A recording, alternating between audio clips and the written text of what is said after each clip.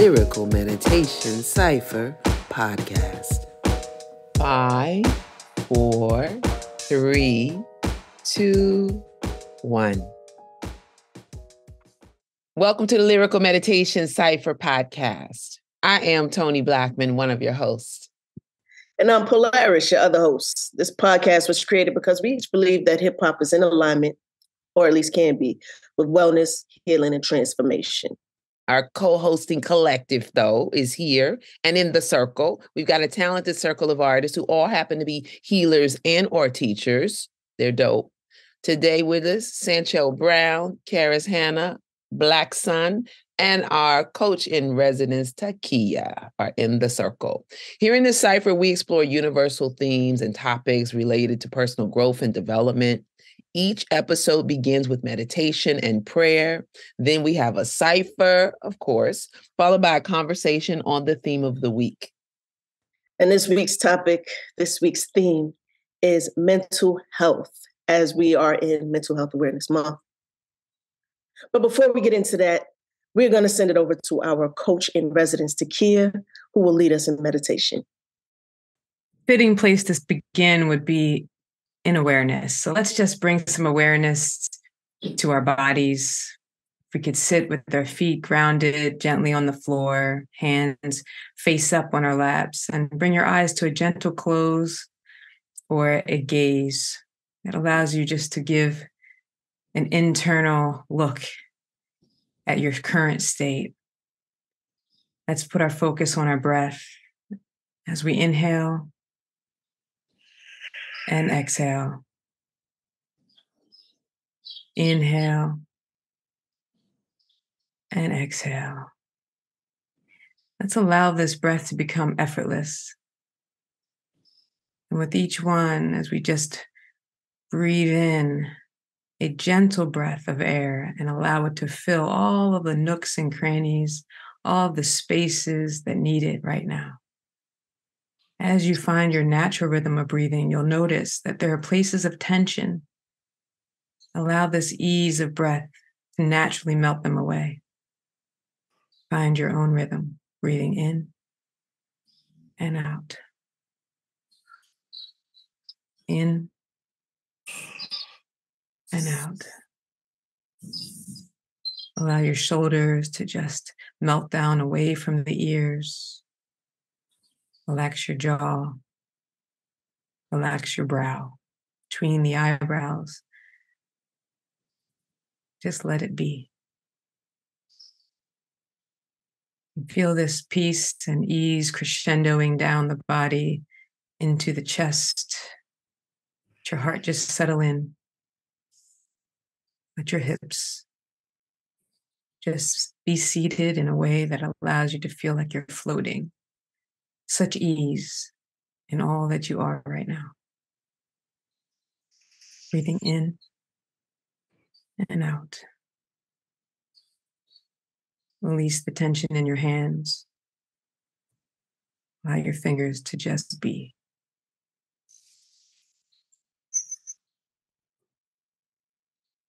As we find this deeper connection to the ground and our breath, let this inform our knowing that all is well. All is well. All is well.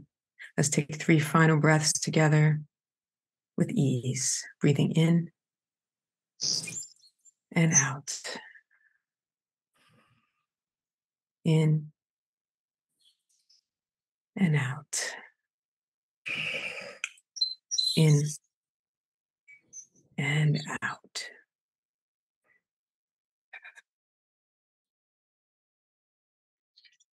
All praise to the Most High that resides on the inside of us. We give thanks today for this beautiful day. We give thanks today for this amazing space, this amazing place that we can gather together to speak, to share, to feel our concerns, to sharpen each other's iron, to bring sparks to one another of encouragement, of love, of sound healing, and enjoyment to each other.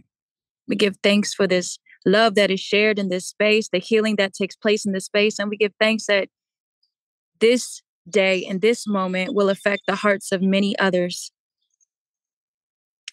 To bring awareness and to serve the purpose that it is meant to serve in every way, shape, and form. We are in gratitude. We are in love. And we do this from the heart space. Ashe. Got my mental health on an increase, meditation daily, keep the peace, taking time to fulfill my needs. Uprooting chaos like weeds. You see, I was a chronic doubter. Sabotaged my dreams, drowning in trauma. Negative voices got louder. I extinguished them, collapsed like towers, decluttered my space, deactivate the mass media that would captivate my mind and my time. Feet bare in the dirt, unwind, ate the fruit from the vines, prayed to myself, I spoke kind. And I had to remind that the self I created has served her time. Relearned a new language of life, embracing my dark and light, a worthy fight because I'm worth it. The best of the best, I deserve it. My body advanced technology, a food support my biology, therapy and new theology, stable-minded. I'm proud of me. Some conflate awareness with armchair diagnosis. They try to psychoanalyze or theorize a prognosis, accuse you of attention-seeking or neurosis, when you really may be on the verge of psychosis. People med-shaming when they have no credentials. Remember, if they don't serve you, they're inconsequential. Those who understand and value your needs are quintessential. Awareness is important, but action is essential. My mind is so divine, gonna shine my light on it. Shine my light on it. Shine my light on it. My mind is so divine, gonna shine my light on it. Shine my light on it. Shine my light on it. Thinking with intention, creating in my kitchen. Anything is possible, so I keep my thoughts clear, carefully disposing any doubt and fears. I hear my heart beat. Am I awake or asleep? My life experience is so profoundly deep. So each and every day, I pray my soul to keep my destinies to rise like a phoenix in the flame. My dynasty will shine even in the rain, healing any pain and trauma. I'm more than my baby's mama, higher than the Dalai Lama. Bring forth life, restore balance, and heal the karma. My mind is so divine, gonna shine my light on it. Shine my light on it. Shine my light on it. My mind is so divine, gonna shine my light on it. Shine my light on it. Shine my light. My chest is heavy. Mind is drawn like shades of gray, been up since dawn. I'm dragging today. I am not okay. Hey, that is kind of freeing to say. Thoughts, they sway toward the bad. The ache is deep and throbbing now, like a pain I've always had. It's tired of being pushed down. Few things weigh as much as sad. My back grows weary, toting this bag. I search for ways to lift the cloud. If only I could just grab the edge of the mist somehow, or find a bar I can wedge in the mist to pry out. I'm surprised at his power to stick, even when I cry out. Caught off guard when it merely shifts. Why can't I get out? Then I recall this trick, raise the perspective. Don't expect it to be quick. It isn't automatic, I've got to feel it. Awareness starts to fix. Then I change the focus, zoom out. Is it a swarm or just one locust left over from Green Mile? I am non-local. Things do change when I smile. I never fake it, just know I am creative and I can choose to embrace it. The peace returns, no need to chase it. This my natural state, so naturally gets reinstated. No state is permanent. Let that be permeated. Let that be permeated. When looking for peace in the midst of a storm, I go quiet. I must calm my soul, though my mind wants to riot. I admit it's not easy, but each time I try it, get a little less weary and a little less tired. The world is on fire, but my one desire is to remain inspired and elevate higher. Lift my voice like a choir, because this lifetime is the right time, and it's the right time to let my light shine, even if it makes me a pariah. Empires don't build themselves, and every war begins over greed and wealth. If we would just listen to our inner self, we find that our wealth is in our mental health. Our souls get abused from the news. So we got to choose and refuse to lose our control of our minds and stay aligned with the information that leads to energetic elevation. Because this here, what we facing is not a game. More than time must be reclaimed if you intend to be peace-filled and stay sane. How else to explain how humans can be inhumane? The cipher for presidency, this is my campaign. Release the chains, protect your brain so you can sustain yourself and your mental health. Yes, ma'am. Yes. Y'all better show out for Mental Health Awareness Month. Come on and come through. Caryss said 8 bars. When it's 8 bars like that, who needs to say more? That was nice. Yeah. Quality over quantity. Come on. Okay. All right now. Yeah, I love when we get together and we're able to talk about very, I guess, literal topics, mental health awareness that sounds from the outside could seem so drab and weighty and uninteresting. And then we flip it and we spit on it and it changes the whole vibe. So let's talk, yo. Let's talk. Like talk. So as we say in the Cypher, in the Lyrical Meditation Cypher Podcast, we meditate, we pray, we spit, and then we run our mouths. So what y'all got? It's mouth running time.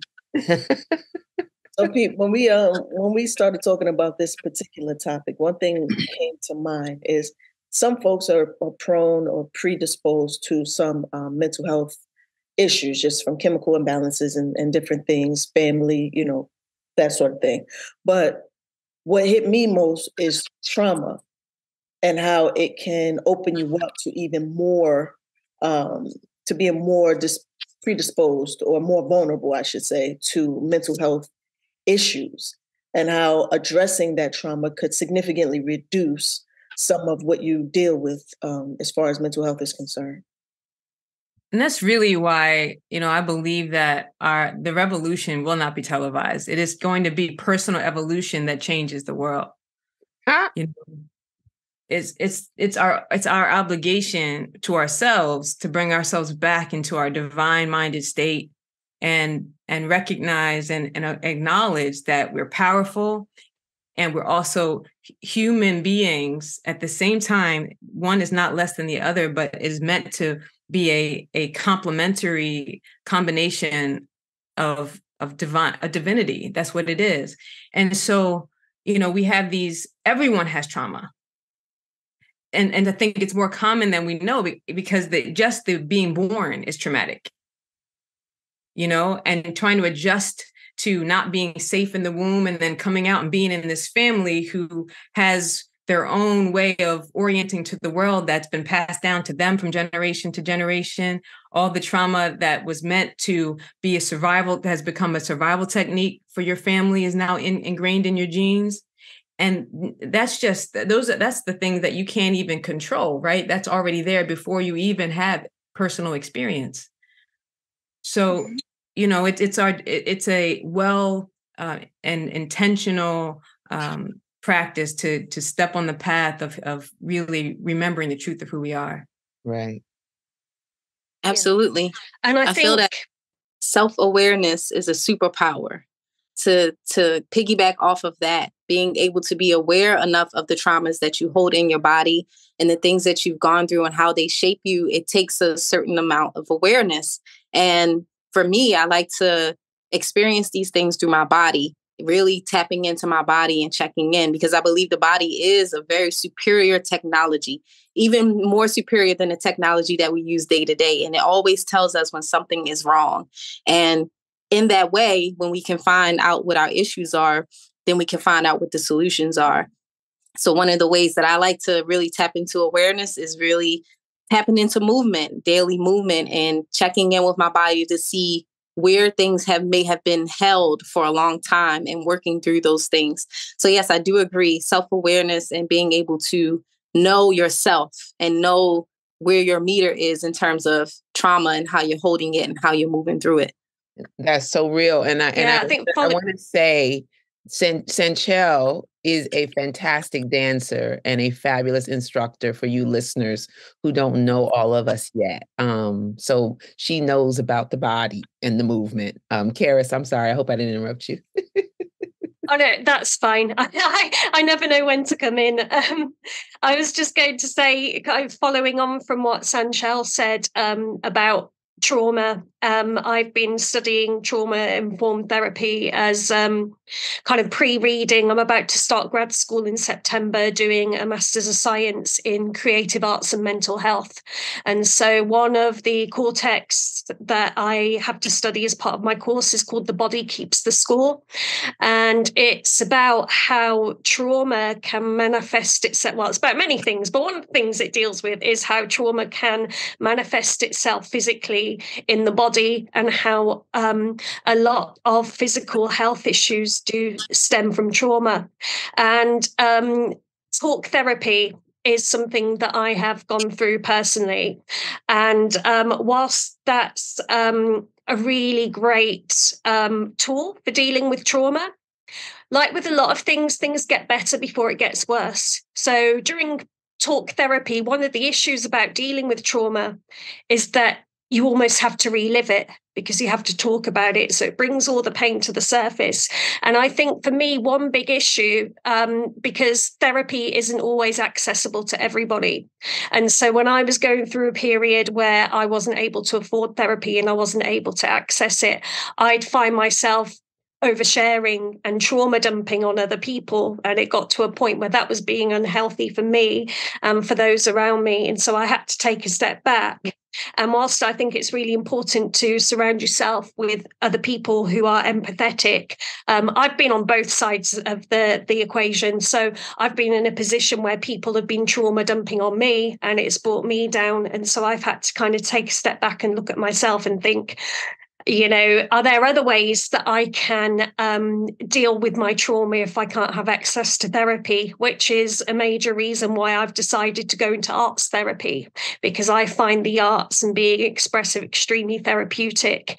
And I find that I'm able to help others as well when I'm working as an arts and health facilitator. I think that's dope, what you pointed out about art and finding art therapeutic.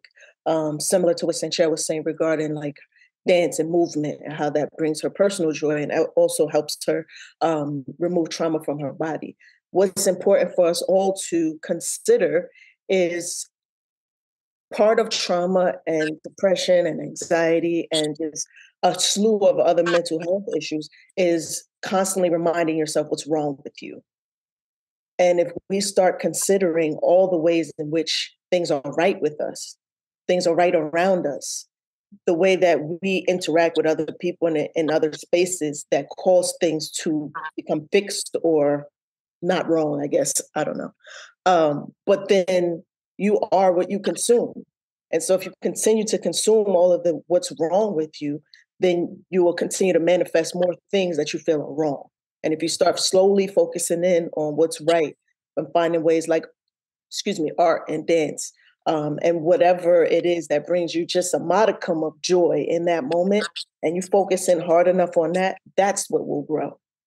I agree. I agree to an extent with that. I do know that the benefits I've gotten from talk therapy, the benefits I've gotten from working with energy healers and counselors and seers.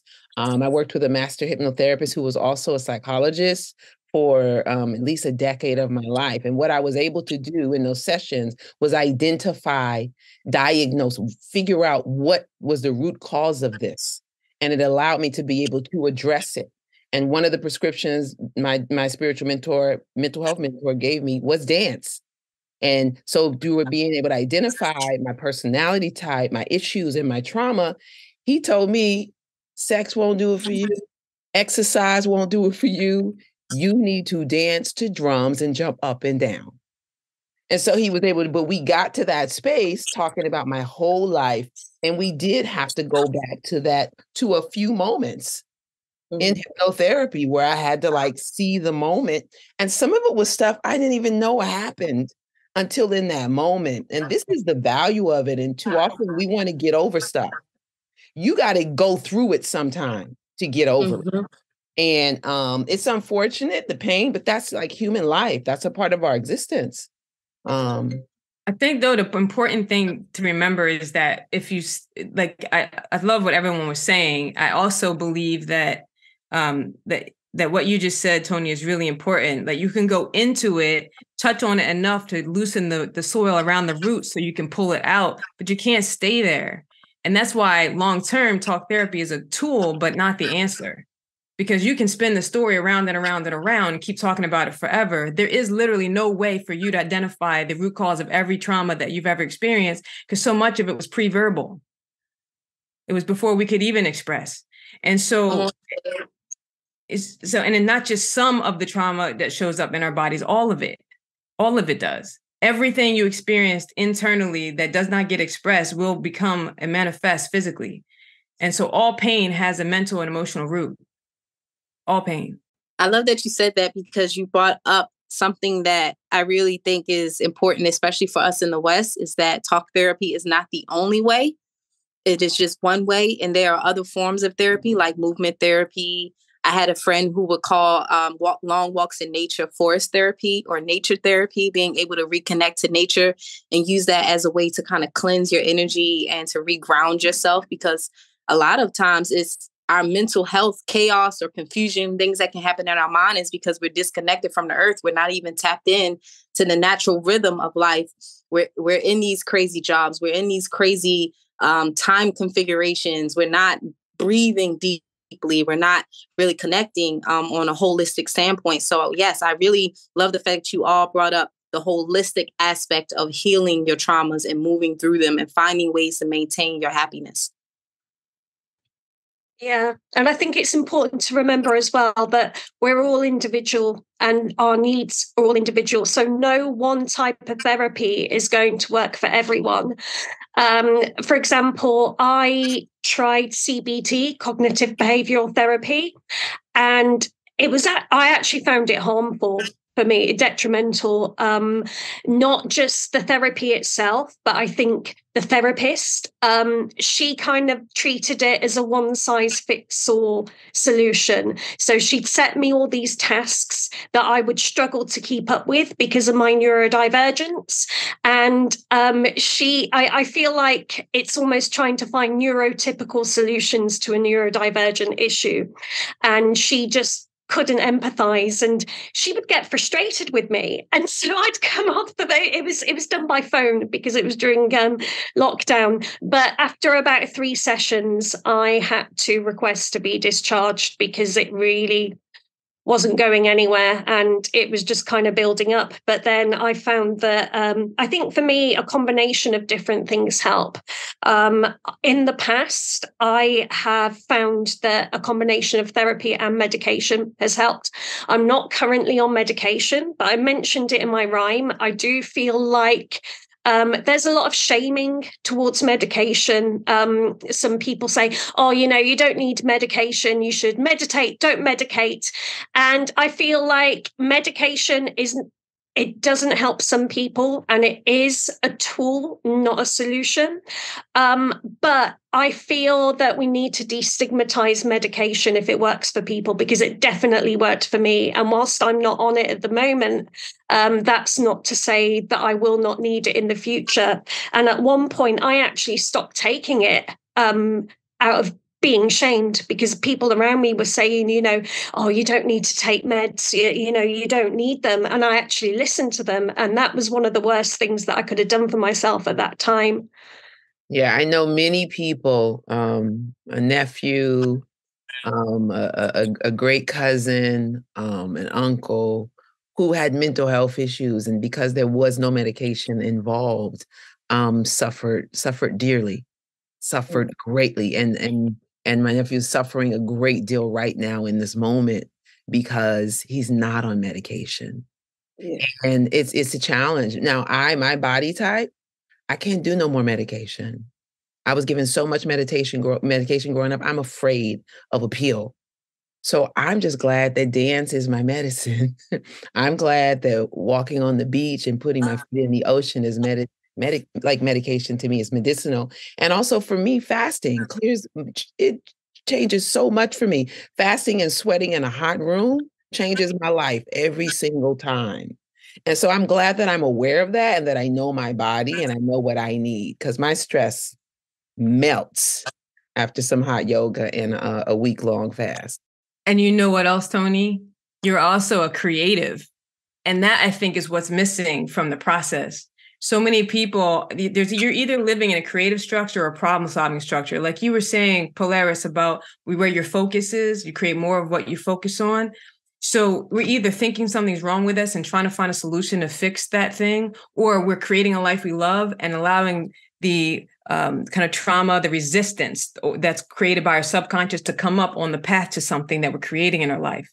Because there is no way to actually find all the trauma and pull it up. There's no way. You'd be doing that for a lifetime, spinning around in circles. Sometimes you get some relief, but you find another route to more trauma, because there's always going to be more. So the only worthwhile path to releasing trauma is on the way to creating a life that you love. And as a creative, you know, that it's also an outlet, but it's also a destination that leads to other destinations. And you're absolutely right. Coming full circle to what you said in the beginning, Takiyah, about the revolution will not be televised. I wrote it down. You said it's going to be internal evolution that changes the world.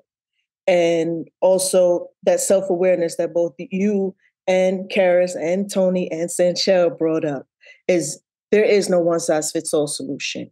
And ultimately knowing first that there is something to be resolved. And then second, finding healthy ways to explore what works for you. And then third, staying consistent in what works for you so that it continues to work for you, as you say, Takiyah, as you create the life that you love. I think is what brings it all full circle regarding this topic. Well, I mean, I think, and also the reason why we're talking about this, because mental health awareness is critically important. People, it's like Caryss pointed out, there's a stigma with medication. If you need medication, you need to take it. That part. Right? And there's a stigma with going to therapy. There's a stigma. Shoot, I know people who judge tree huggers and people who need to be out in nature. I hug a tree in a minute. Like there's a... Somebody started a sentence, well, my therapist said that is a huge flex to me. And this big age of mine right now, that's a huge flex. Like, girl, who's your therapist? What you talking about? You know what I'm saying? Like, that's amazing to me. Now, there is a stigma. And I mentally, there was a time when I was like, therapy, because, you know, growing up in certain households, like, we don't talk about that. Like Bruno. And our resistance, our kind of galvanization from the stigma is to trust ourselves, is to know ourselves and trust ourselves. Our intuition is our first intelligence. Going back full circle again, right to the body. You feel everything, you know everything. So it's just about whether we have the courage to move forward with that path, what we get when we ask the question versus listening to those outside of ourselves. Mm-hmm, mm-hmm. Yeah. And we don't have to suffer alone.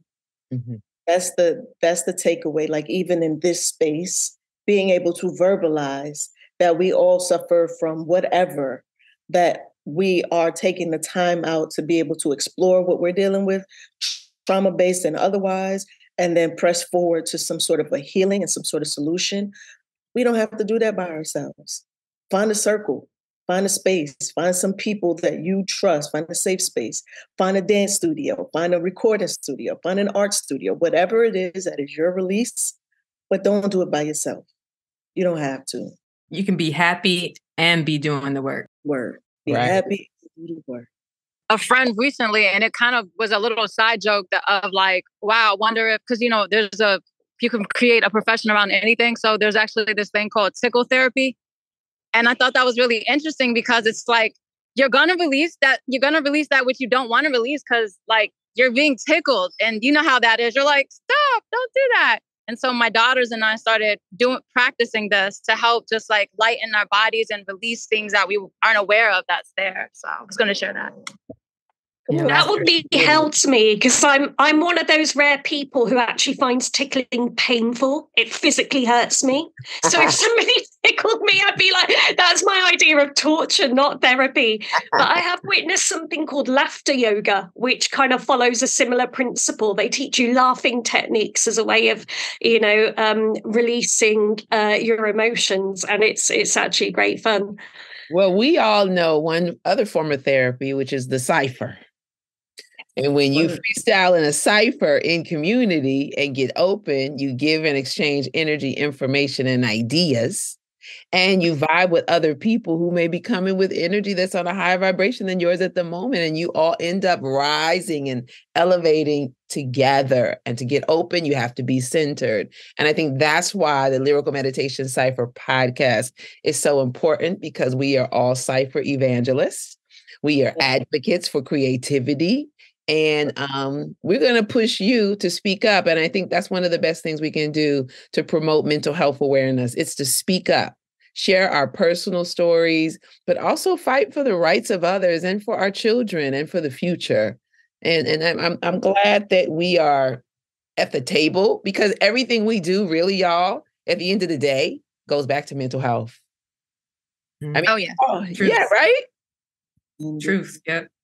Yep. Because that's where it starts. Our thoughts create our actions, our behavior in the world. Our behavior then influences, how what we think. So it's a cycle. Mm-hmm. It's a cycle. So it all starts with our mental capacity and our mental orientation and the things that we think about the most. And while this is just one dope conversation, one dope episode on this here Lyrical Meditation Cypher Podcast, this is an ongoing conversation. So don't just be willing to talk and express what you're going through. Be willing to listen. Sometimes that's all somebody needs. And we at the Lyrical Meditation Cypher, we are that safe space. We're willing to speak, we're willing to vibe, we're willing to spit, and we're willing to listen. So pull up. Come through. Pull up. We are launching this podcast during this season, during Mental Health Awareness Month, and we thought this was the perfect time to do so. Make sure that you look out for us on social media and follow on Instagram, on Facebook, and on TikTok. And check us out. And oh, wait, I'm forgetting. The Lyrical Meditation Cypher Podcast has a meditation mixtape that will be coming out as well, featuring our meditation squad. What? But until then, until the next episode, we want you to be at peace, honor yourself, and love yourself. All right? Get help when it's needed. Give help when you can. Peace. Thank y'all for listening. Much love to all.